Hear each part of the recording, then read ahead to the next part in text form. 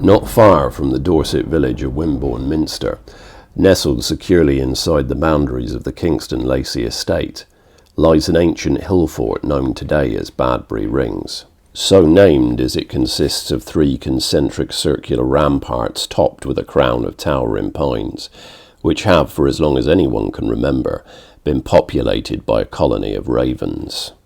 Like most of its fellows, it was built by the Gerotrages tribe, and served in their defence against the encroachment of Vespasian's legions. It's not known what name it was originally given by its creators, but thanks to the histories left to us by Brother Gildas, we know that the Romans renamed it Mons Badonicus, or Badon Hill in the modern tongue. We also know from the same source that it remained in use as a military fortification for centuries to come.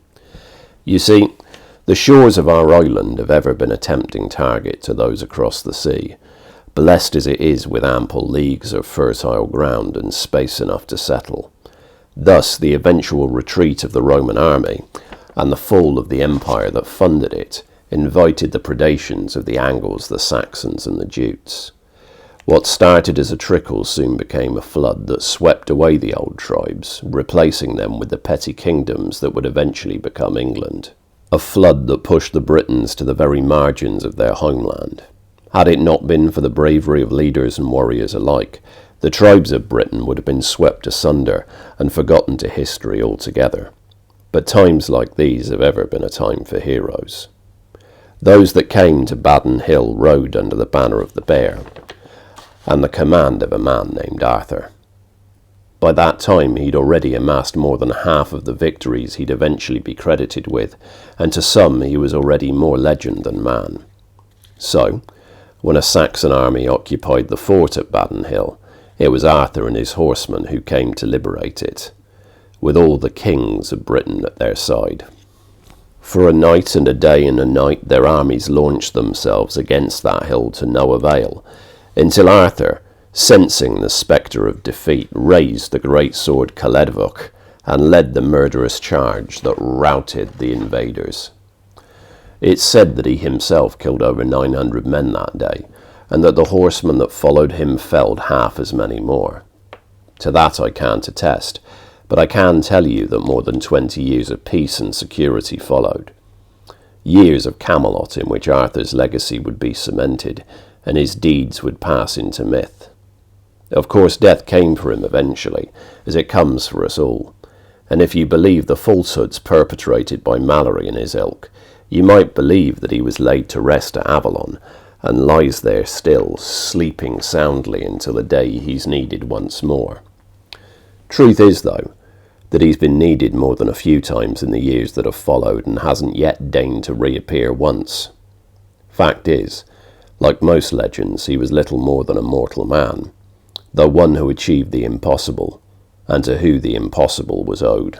Warrior that he chose not to have his bones interred beneath a druid's estate or a Christian church, but at the site of his greatest victory. So, in keeping with his wishes, those loyal knights that survived him placed his remains in a solid gold coffin and ferried them to the top of Badon Hill. Now, if that was the end of the story, there'd be no more to tell, but I promised you the impossible, and it'd be rude not to deliver.